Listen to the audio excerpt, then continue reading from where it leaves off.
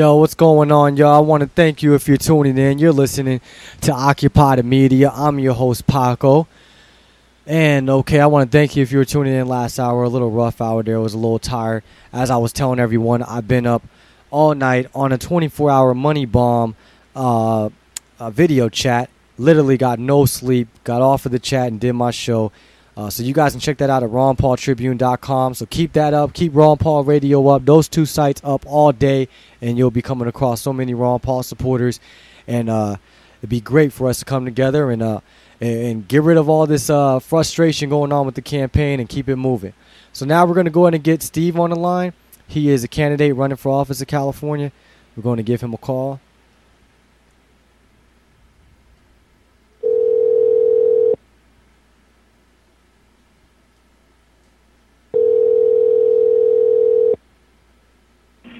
Hello? What's going on, Steve? We got you on the air now. Hey, how you doing? I'm doing all right. So for now that we're on the air, I want to make sure I say it again. I know I just told you.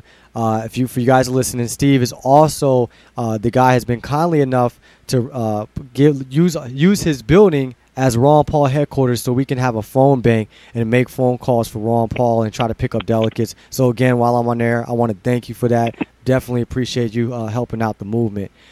And so let's go ahead and jump into it. So the first thing is, you're running in California. What district? What are you running for? Go ahead and let people know. Give them an introduction. Okay, I am running for Congress, and it's the 33rd Congressional District. The 33rd runs from, it's basically the whole coast of Los Angeles, from the Palos Verdes Peninsula, all the beach cities running north. You got, Redondo, Manhattan, Hermosa, El Segundo, Playa del Rey, Marina del Rey, Venice, Santa Monica, Pacific Palisades, Malibu, all the way to the Ventura County line. Then it goes up and includes Calabasas, Agoura Hills, Brentwood, Topanga Canyon, Beverly Hills, and even goes east as far as like Gower and Hancock Park. Okay, so basically you got like the best areas in the country. Pretty much. So I ran once before. I ran in a special election in the 36th last year when Jane Harmon resigned, and that district only went as far north as Venice. And Janice Hahn won, and she's now running against Laura Richardson in a different district because she actually lives more like in San Pedro.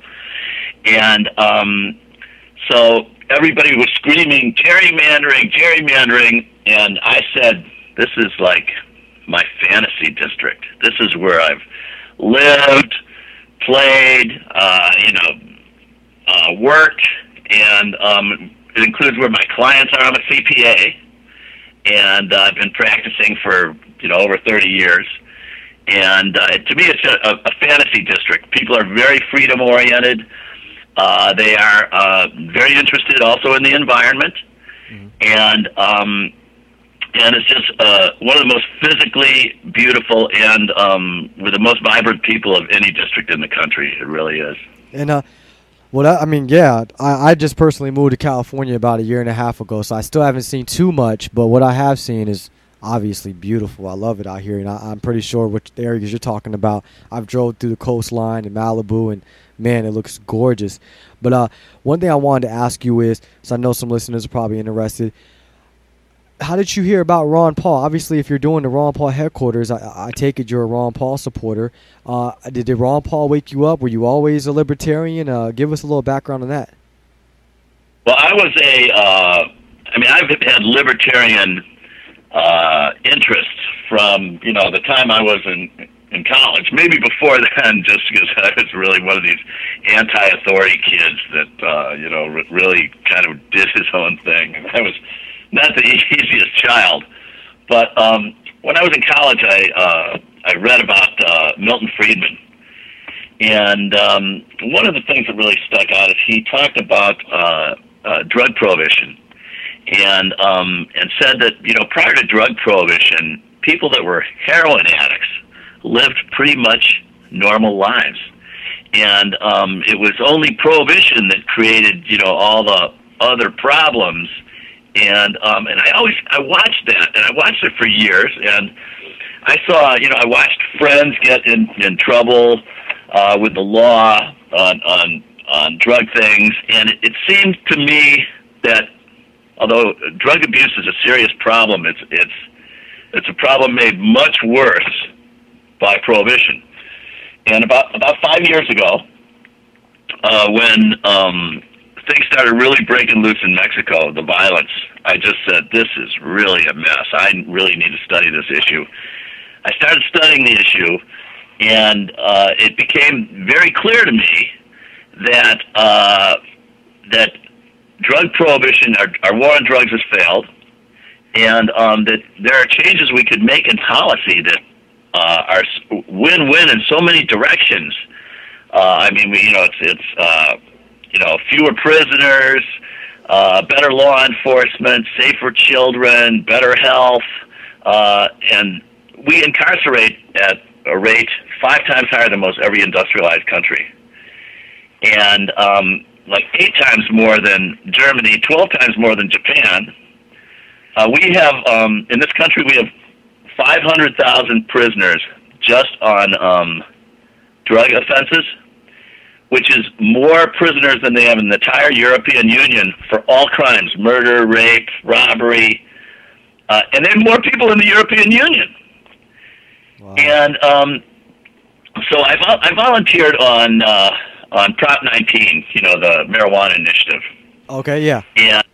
And I actually got the booklet where they, told you stuff. I looked up a phone number on it. How they at the bottom of the proponent statements they'll give a contact. I called up. I volunteered. I made my offices right there in Abbott Kinney, 1728 Abbott Kinney, the Prop 19 headquarters for the whole west side of LA, everything west of the Harbor Freeway. So it's wow, that's really awesome. region.